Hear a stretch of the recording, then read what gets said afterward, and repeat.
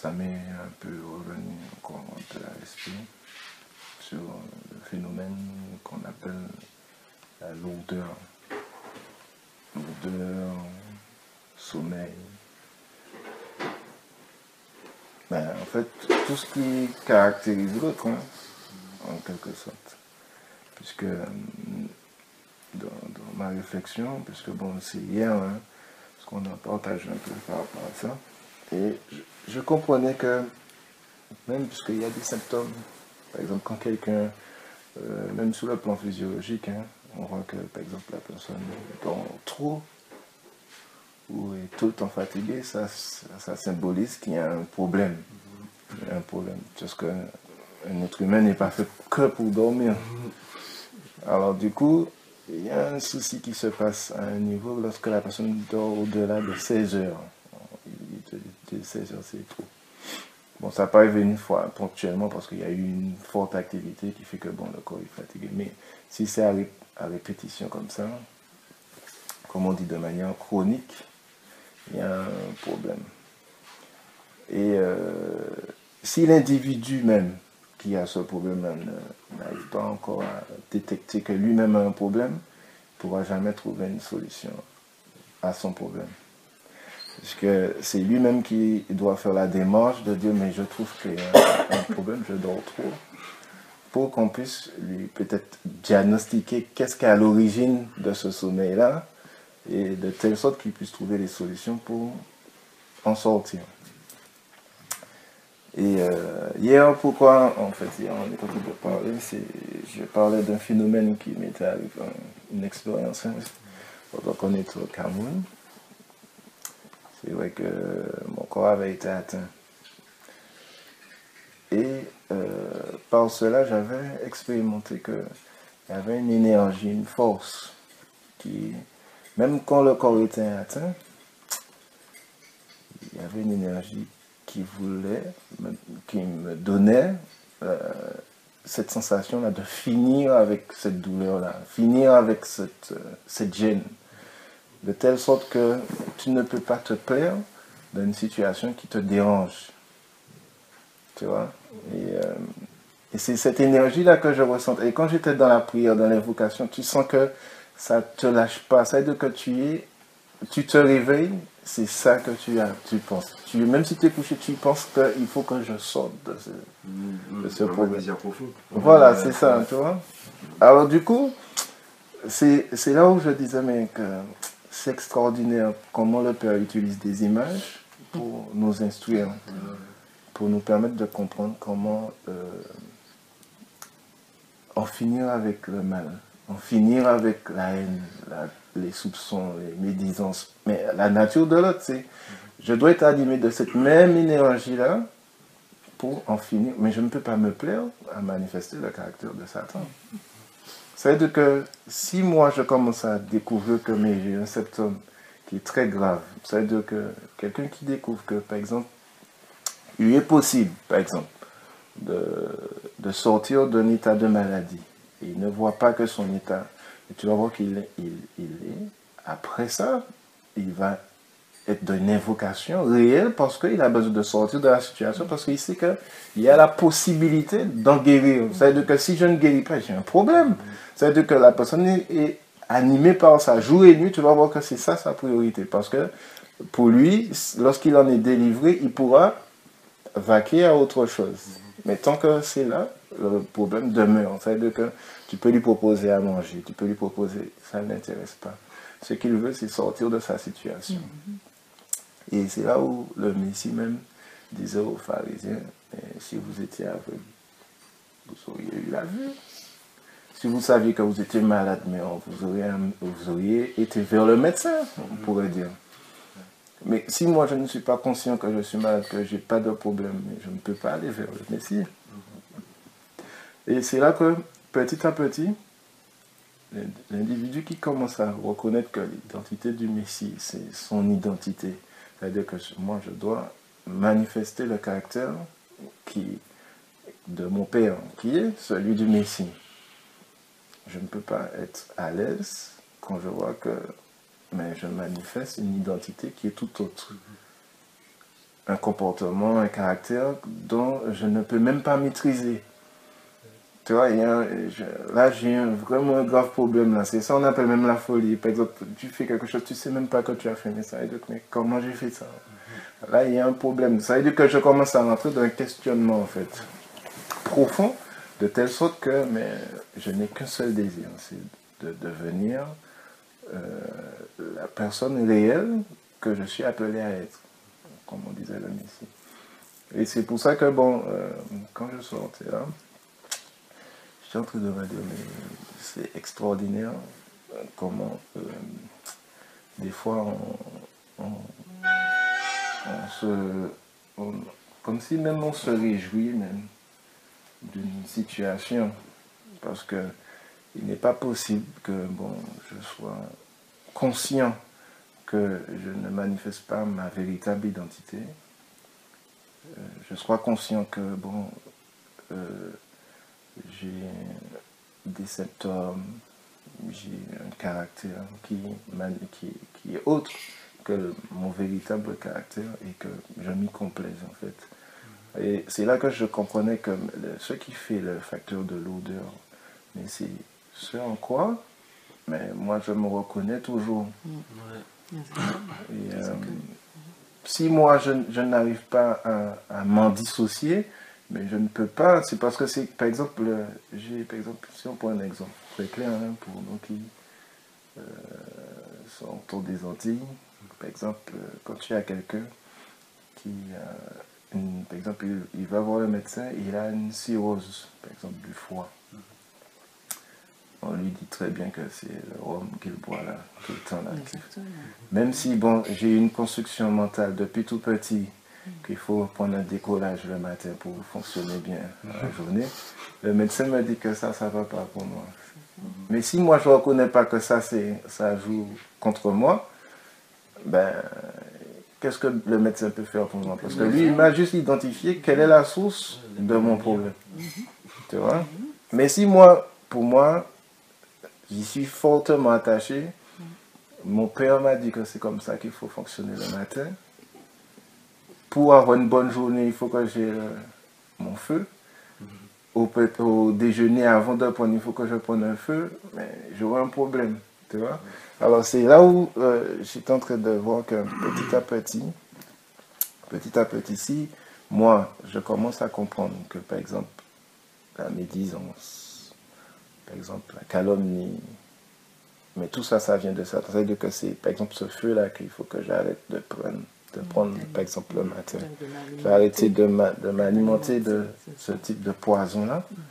Là, je vais commencer à développer vraiment le caractère de mon père parce que il me montre qu'est-ce qui crée mon problème. Quel est le type d'invocation que je fais qui m'amène dans le fossé. En me dissociant, même si c'était une habitude, parce que c'est ça le problème. Hein? Parce que l'identité que nous traînons, c'est parce que c'est une somme d'habitudes que nous avons adoptées. Un conditionnement mental. C'est-à-dire que quand je commence, le Père me montre que cette habitude-là, elle est mauvaise. Il faut que j'accepte de m'en dissocier et pour prendre une nouvelle habitude. Et des fois, c'est ça qui fait le déchirement, en fait, qui fait que mais je suis habitué à... Tu vois, il y a une dépendance. C'est ça. Il y a une dépendance, c'est comme une drogue. Voilà. Et faire confiance au Créateur, en fait, c'est ça l'obéissance, hein, de comprendre que si je m'en dissocie, mais je vais voir les conséquences. C'est pour ça qu'il disait même au peuple, mais mettez-moi de la sorte à l'épreuve. Adoptez les habitudes que je vous donne. Et vous allez voir qu'est-ce qu'il en découle, puisque forcément, tu as eu un fonctionnement qui t'a mené dans la perte. Mais c'est là où je dois être réaliste. Si je vois que ça m'amène dans la perte, si je suis vraiment conscient de ça, ça veut dire que ça m'amène dans la perte, je ne peux pas continuer à l'entretenir. Ça veut dire que maintenant, je dois me laisser le Père me permettre de comprendre qu'est-ce qui est bon pour moi, pour que je puisse adopter cette nouvelle habitude, pour que je puisse voir les conséquences. Parce que quelque chose qui est, comme on disait souvent, c'est pas le jour que tu manges des roches que ton ventre devient gros. C'est qu'il y a une succession d'événements qui fait qu'à un moment, on voit le résultat. C'est-à-dire que c'est la persévérance qui me permet de voir au final le résultat, en fait.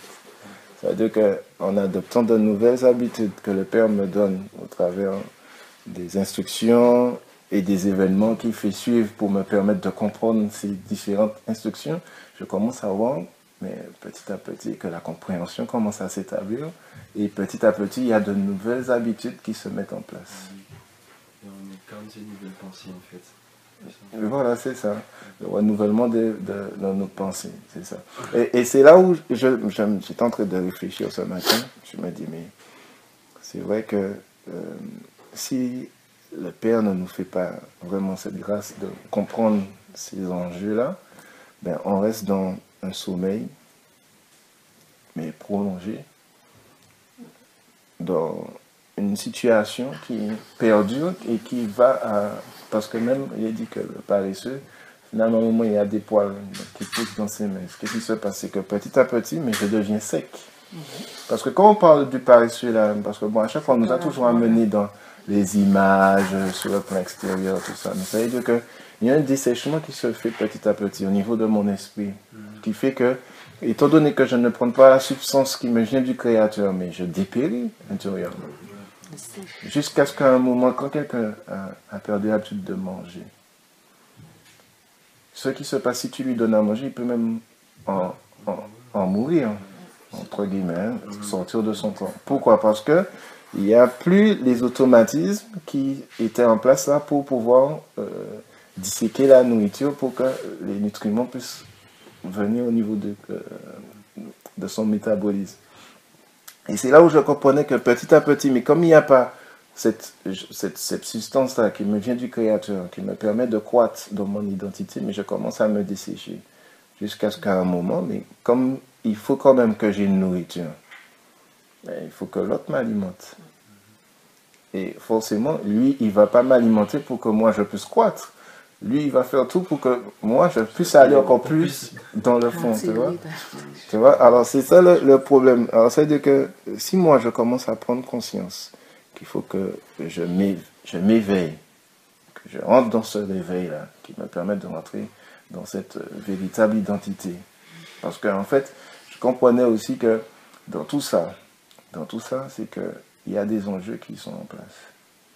Parce que forcément, moi si je suis dans le sommeil, l'autre n'est pas dans le sommeil, parce qu'il y a des enjeux qui sont en place. Parce que tout est calculé de telle sorte que l'ennemi soit maintenu, qu'il soit anéanti et qu'il soit détruit.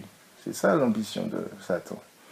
Mais si moi-même je suis entretenu dans le sommeil, comme par exemple si j'ai un ennemi, je sais qu'il est très dangereux, et que par exemple il est à l'hôpital, il a eu un choc crânien et on l'a maintenu dans le coma. Et tout ce que je vais faire, c'est d'aller voir l'infirmière pour qu'on puisse le maintenir dans le coma. Tu vois? Alors tout ça, c'est le jeu de l'impie de pouvoir nous entretenir le plus longtemps que possible, justement dans ce sommeil-là, parce que ça joue à son avantage. Et c'est pour ça que je disais par rapport à cette âme que j'avais de vouloir sortir dans cet état-là. Pourquoi? Parce que lorsque je comprends qu'il y a un enjeu, il y a une situation qui ne me plaît pas. Par exemple, quand je commence à comprendre que le sommeil, c'est pas bon pour moi, parce que ça joue contre moi, en fait. Mais il y a une âme qui se développe en moi, de telle sorte que je veuille sortir de ce sommeil-là. C'est comme, par exemple, quand quelqu'un est dans un cauchemar, tout ce qu'il est dans le cauchemar, c'est quoi? Il a souvent envie de se réveiller. Tu vois, il y a une énergie qui... Oui, parce que si, par exemple, je vois que je rentre dans un gouffre, mais j'ai un appel au secours qui se développe, qui fait que même que lorsque je sors, on peut même m'entendre crier. Tu vois, parce que je sens que je suis en danger, tu vois. Alors, ça veut dire que quand je comprends que je suis en danger, si vraiment c'est cette compréhension-là que je suis en danger, tout ce que je fais, c'est appeler au secours. Et on a un bon Père. Ça veut dire qu'il n'est pas possible que moi j'appelle au secours au Créateur et qu'il ne vienne pas me sortir de là. Ça veut dire que aussi longtemps que je suis dans ce sommeil-là, c'est que j'appelle pas au secours. Exactement. Tu vois, ça veut dire que je me complais dans ce sommeil-là. Parce qu'il Il y a plusieurs raisons de pouvoir vouloir. Il y a des gens qui aiment bien dormir. Hein. C'est ça. Parce que bon, moi, comme je n'ai pas d'ambition, je n'ai pas de vision, mais pour moi, dormir, c'est intéressant parce que j'ai peur de la nuit. Tu vois? Mais quand, petit à petit, le Père commence à me donner à voir qu'il y a une vision, il me donne sa vision, et à comprendre les différents enjeux. Ça veut dire que petit à petit, que je vois que je suis alourdi, mais il y a une invocation de telle sorte à ce que je veuille sortir de ce sommeil-là, que l'énergie me soit donnée pour pouvoir aller accomplir la mission qui m'est donnée, tu vois, par rapport à la vision. C'est-à-dire que petit à petit, mais en invoquant, mais le Père commence à donner à mon esprit l'énergie pour que je sorte, que je sois affranchi de ces forces-là qui me maintiennent dans ce sommeil-là. Mais si moi, je trouve que c'est un bienfait pour moi de rester dans le sommeil, mais qui est-ce qui va me venir en aide?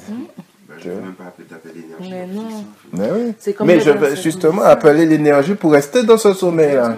Mais oui. C'est comme le verset, ça me vient quand tu dis ça, le verset qui dit que celui qui avoue ses transgressions et les délaisse obtient miséricorde. Tu vois? Donc celui qui voit que ça, il ne se complaît pas dans cette situation-là, il délaisse, comme tu dis, il se désolidarise. C'est à ce moment-là que le Père lui vient au secours. C'est comme ça que... Ouais. Et tu parlais d'énergie. Je méditais sur ça aussi quand j'étais au lavoir. Et en fait, on fait appeler l'énergie. Ben, c'est appeler la compréhension nécessaire, la détermination nécessaire pour pouvoir exactement. Faire le pas, quoi. Sortir des habitudes qui me font stagner, tu vois, et pour avancer dans le chemin du Père. Le chemin où le Père dépose ses vertus et ses attributs. Ben oui, c'est ça. C'est ça. Parce que, en fait, dans tout ça, petit à petit, hein, étant donné que je suis dans cette recherche-là à sortir, c'est-à-dire que comme je suis préoccupé par ça, c'est une invocation. Oui, bien sûr. La préoccupation qui est à mon esprit, mais c'est quelles sont les choses qui me maintiennent ici, là. Par exemple, quand par exemple tu es sur un lit d'hôpital, mais tu sens que, quand même, des fois tu sens que tu as de l'énergie, à un moment tu n'en as pas, mais tu te dis, mais il y a un truc qui ne va pas. Ça veut dire, qu'est-ce qui fait qu'à un moment je n'ai pas l'énergie? À quel moment, mais il y a un truc qui se passe qu'à un moment je sens qu'il y a une énergie qui commence à m'animer. Petit à petit, je commence peut-être à identifier, mais que voici un endroit où, effectivement, quand j'ai pris telle chose, tel cachet par exemple, le cachet m'a assommé là. Je vais dire, bon, c'est parce que c'est ça qu'on appelle l'expérimentation. Hein. Je vais dire, bon, je ne prends pas ce cachet là. Si je vois que, bon, le phénomène, ben, ça va mieux. Je dis, ah, d'accord, c'était celui-là. Mais si par exemple je vois que finalement ça fait toujours la même chose, je dis, bon, c'était pas ce cachet-là. Mais je vais pas à élimination.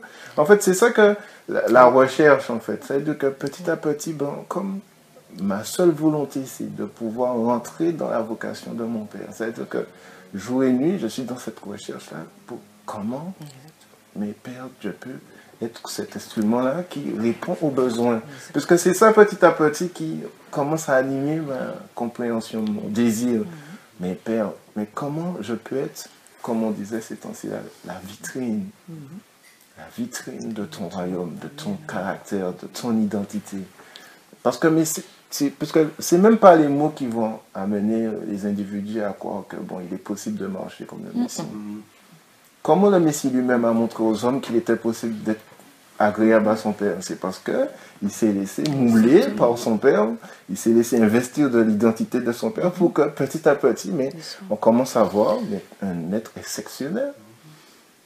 Mais s'il disait, bon, le royaume des cieux et ceci, mais on voit que toi-même tu en es... Tu vois, c'est juste la palabre. Tu dis, bon, oui, lui, il parle bien, tout ça. Mais qui est-ce qui peut marcher ainsi? Malgré l'expression visible, il y a des gens qui demandent, mais comment on peut l'écouter? Mais qui peut le suivre, tu vois?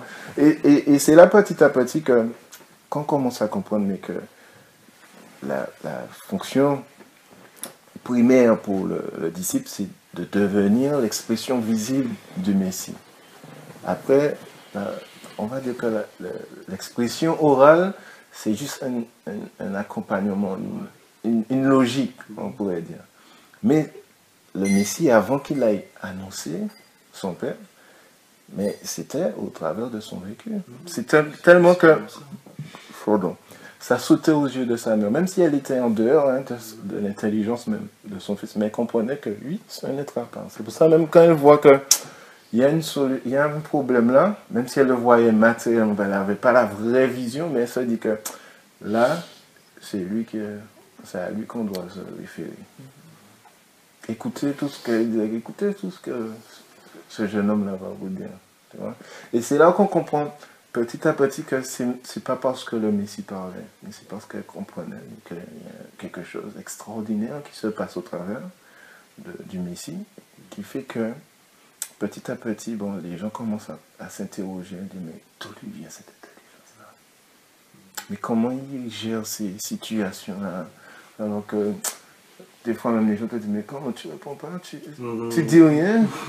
Tu vois? Et c'est petit à petit parce qu'on voit que en toi, comme il s'installe une intelligence. Parce que c'est ça que le Messie nous montrait, hein, c'est que passer des nuits dans la prière, il allait invoquer parce que demander à son Père, mais comment répondre aux besoins? Comment être la source par laquelle il peut abreuver mais l'ensemble des brebis d'Israël? C'était ça, sa mission. Et petit à petit, nous-mêmes aussi, que le Père nous permet de sortir du règne du mal, détruire cette mauvaise nature en nous, mais commence à s'installer aussi l'identité de notre Père. De telle sorte que petit à petit, mais te découvrant, tu commences à comprendre mais quel est le besoin de Raphaël, quel est le besoin d'Angeline, qui fait que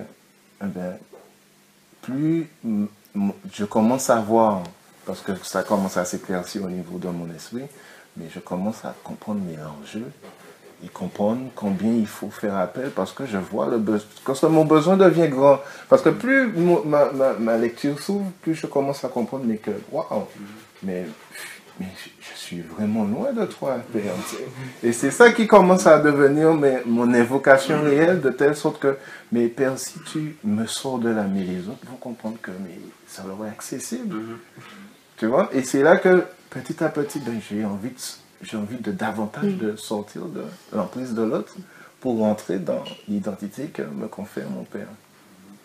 Et là, ça va devenir une invocation réelle, forte, puissante, parce que petit à petit, mais je commence à comprendre mais que l'identité de mon Père, mais c'est quelque chose qui m'est accessible.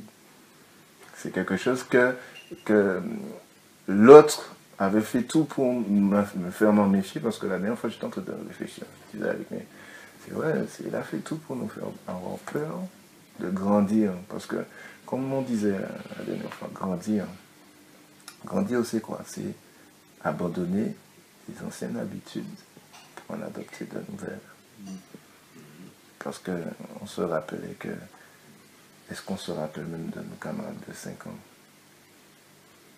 voire même de 10 ans, ou bien plus tard après, parce que chaque fois que tu es appelé à passer à un nouveau stade, mais les amis changent, parce que tu rentres dans une nouvelle sphère.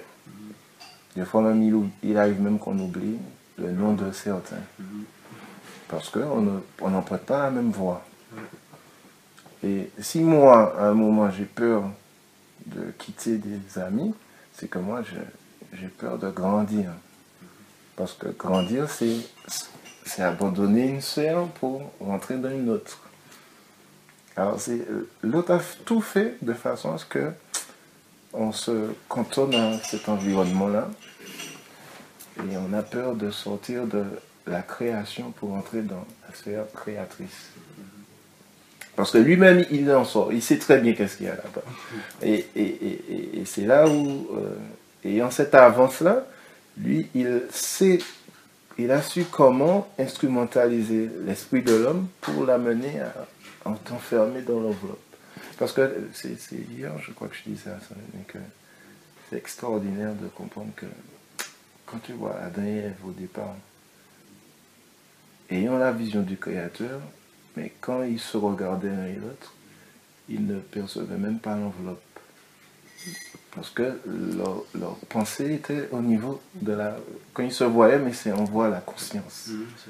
C'est la conscience. Quand même Adam dit, mais chair de ma chair, os, mais il ne parle pas de l'enveloppe. Il parle de la même conscience. Il voit, mais je me vois en elle. Tu vois? Et c'est ça qui est extraordinaire. Parce que c'est là où tout est faussé chez nous. C'est que lorsqu'on va devant le miroir, ben, on voit, bon, j'ai un bouton là. La barbe a trop poussé. Et qui fait qu'on a du mal à percevoir même notre vrai nous dans le miroir. Et c'est cette compréhension-là que Satan nous a donnée, en fait. Parce que c'est une fois que la compréhension a été donnée à Adam, mais qu'est-ce qui s'est passé? Ben, ils ont vu l'enveloppe. Exactement. Ils ont commencé à se cacher. Mais à croire que mais finalement le Créateur est méchant, mais pourquoi il nous a même pas dit qu'on était nus? Tu vois? Alors, à se méfier, tu vois, tout de suite le regard a changé. Je me méfie du Créateur, ça de mais comment mais monsieur est méchant? C'est surtout quand ils sont rentrés dans la compréhension de Satan. C'est ça, c'est Ils ça. se sont rendus compte de... C'est ça, c'est de ça. l'enveloppe, ouais. Ils ont pu regarder qu'ils étaient esprits, mais qu'ils étaient enveloppes. Ouais, ça. c'est ça. Ça a été occulté Exactement, totalement. Ça veut dire que Le je n'ai plus regard le a regard changé. de mon père. Voilà. Parce que lui, il est esprit. Mais Lui, voilà, ce qui me c'est permet ça. de voir, c'est C'est l'esprit. l'esprit. C'est vrai. Et c'est pour ça qu'on comprend que le regard n'a rien à voir avec les yeux. Ça vient d'une compréhension. C'est une identité. C'est- Parce que si c'est les yeux directs, c'est les sens. Et si on se fie à ce que l'on voit Exact. uniquement, c'est l'illusion. Exactement. Mais c'est une compréhension qui est instrumentalisée par Satan. C'est ça. Lui aussi, il est esprit. Mhm. Il sait que nous sommes esprits, mais l'intérêt Mhm. à ce qu'on se considère corps. Voilà. Il sait que lorsqu'on prend conscience qu'on est esprit, on va comprendre même que grandir, c'est développer les facultés en fait, de l'esprit par rapport au Créateur. Et là, il devient plus petit. Mhm. Donc, il est esprit, c'est qu'on est esprit, mais c'est son intérêt qu'on se considère corps. Donc, c'est ce regard qu'il prête Mhm. en fait dans cette conscience qu'il met en nous. Puisque nous sommes ses rivaux et qu'il s'est rendu compte que de là où il était, il est sorti, il a chuté et que nous sommes ses ennemis, et ben pour pas que nous devenions ses aînés, il a pris notre place. Ce qui fait qu'il a tout intérêt, c'est vraiment de son grand intérêt principal, on va dire, de nous faire croire que nous sommes chers, Exactement. que nous sommes enveloppes, pour que lui domine sur nous, puisqu'il est devenu ça. Parce que quand on regarde ce qui est prévu pour lui, tout en sachant qu'il est esprit, que s'il ne nous domine pas à travers ça, et ben nous allons chercher à savoir qui nous sommes, Exactement. esprit, On aura la et à savoir sagesse. qui est notre créateur. Et on va le dépasser. Et d'emblée, il se dit non, bah, il faut faut tout faire. qu'il ferme Son circuit, ce qui est fermé au niveau de l'esprit pour qu'on regarde quelque chose. Exactement. C'est ça, c'est ça. Oui, c'est ça. Enfin, l'homme extérieur. Quoi. On C'est met la ça. tête dans le sac. Et alors, pour en revenir par rapport à l'histoire de grandir, parce que c'est là qu'est toute l'importance. Parce qu'il est impossible que, quelle que soit la chose qui est introduite dans cet univers-là, qu'elle ne croisse pas. Que ce soit les végétaux, les animaux, à plus forte raison, l'esprit humain. Tu vois? En fait, ouais, la création nous enseigne même sur ce qu'on doit aspirer, se développer. C'est quelque chose Dans qui tout. est normal. C'est une loi que le Créateur a établie. Tout ce qui est planté doit croître. Dans la graine, il y a l'information. Et voilà. Génétique, Et après, comme on pour nous, c'est- Voilà, c'est ça. Tout ça qui se renouvelle. Alors, c'est ça. Alors, c'est là où je dois commencer à comprendre, mais où j'en suis et où je dois aller. C'est ça, parce qu'en fait, si la plante même ne sait pas qu'elle doit croître, mais elle va s'élever où?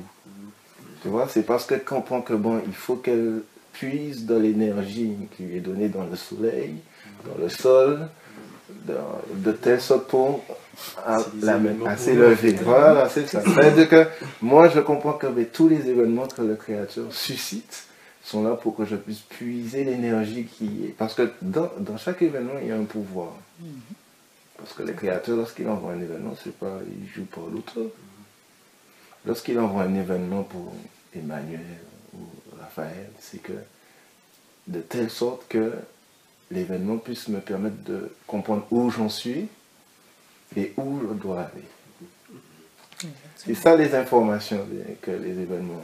Et là, petit à petit, que bon, je commence à comprendre que tous les événements sont un but bien fondé, que je commence à comprendre le langage du Créateur au travers de tous ces événements-là, puisqu'il ne fait rien pour mon mal.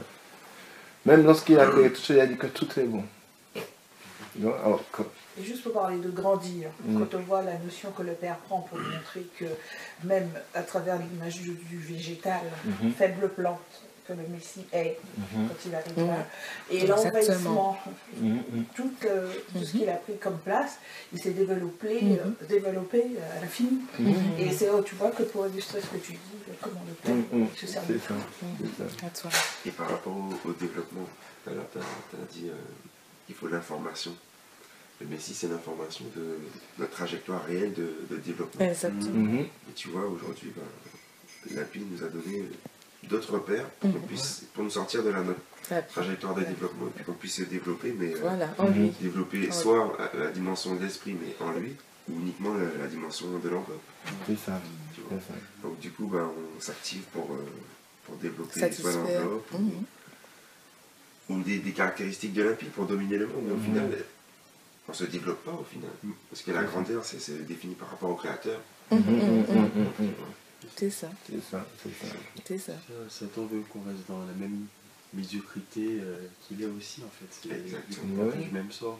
Mais oui, parce que c'est la relation d'animaux. Il est l'animal. Parmi les animaux, le mâle dominant, comme on dit. Parce qu'il joue aussi son ascendance. Parce que si on regarde même au niveau de la chaîne alimentaire, et c'est pas moi qui ai vu ce documentaire, mais il y en a un frère qui nous racontait qu'il avait vu que parmi il y a les buffles, lorsqu'ils se déplacent, lorsqu'un lion attaque, par exemple, la troupe, si c'est une femelle, les mâles viennent pour défendre la femelle, ou bien un petit. Mais quand c'est un mâle qui est attaqué, ils le laissent. Tu comprends? Parce que pour eux, ça veut dire que c'est un ennemi qui est potentiel, qui est effacé. Parce que entre mâles, quand il y a des dominants, il faut que celui-là protège sa place. Ça veut dire que bon, quand on a éliminé un mâle, ça veut dire que lorsqu'il y a la période de reproduction, ça veut dire que lui là, c'est déjà un qui est effacé. Parce que moi, mâle dominant, j'assure mes arrières, quoi, mes intérêts, tu vois, au niveau des animaux. Alors, qui fait que Satan, il assure aussi sa dominance, parce qu'il sait que s'il laisse un esprit-là, humain, pénétrer la sphère créatrice, lui-même, il descend à son rang normal, qui est serviteur. C'est-à-dire qu'à chaque fois qu'il voit qu'il y a un qui tente il joue de telle sorte, il y a les gardiens là pour maîtriser celui-là, parce que il faut que ce soit lui qui soit le mâle, l'animal le plus rusé, comme il dit dans les Écritures. Alors, c'est ça, comme il connaît la hiérarchie, parce que lui-même étant sorti d'en haut, il connaît comment le Créateur a réparti les choses. Alors tout ça, c'est des stratégies de guerre, comme on dit, et il les connaît très bien. Alors pour revenir à ce qu'on disait par rapport à la fait de grandir, parce que je suis en train de dire que les événements ont une information, comme on l'a rappelé, une information, un pouvoir, de telle sorte que lorsque aujourd'hui, par exemple, comme on est le 9 je crois, le 8. Mais aujourd'hui, il y a une somme d'événements que le Créateur a prévus. De telle sorte que, au niveau où je suis ce matin, que ce soir, j'ai eu une plus-value. Parce que le Créateur n'a pas prévu de journée sans événements. Il y a une succession d'événements qui sont là pour que je sois instruit.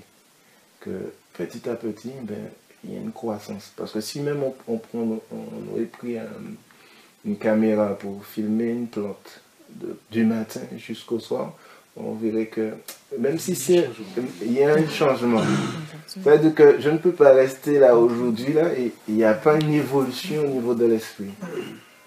Alors, il y aura toujours évolution, soit dans le mal, soit dans le bien. C'est ça. Alors, c'est-à-dire que petit à petit que le Créateur me donne de comprendre, ben, les événements, quand ils viennent, ça me permet de comprendre. Mais qu'est-ce qui agit en moi toujours? Là où je dois aller, parce que petit à petit, comme justement on parlait de l'information qui est donnée, mais l'information génétique qui me vient de mon père me donne de comprendre que là je dois arriver à tel développement. Parce que lorsque le Messie a pénétré lui-même de cet univers, il savait qu'il a une mission à accomplir. C'est-à-dire que chaque minute était optimisée pour arriver à l'accomplissement des décès de son père. Tu vois? Et c'est cette vigilance-là qui doit nous animer quotidiennement. C'est-à-dire que c'est ça qu'on appelle racheter le temps. Parce que le temps, c'est la suite d'événements qui doivent obéir à la vision que le Créateur a pour chaque instant, chaque minute. C'est-à-dire que là, je les amène à obéir au Créateur.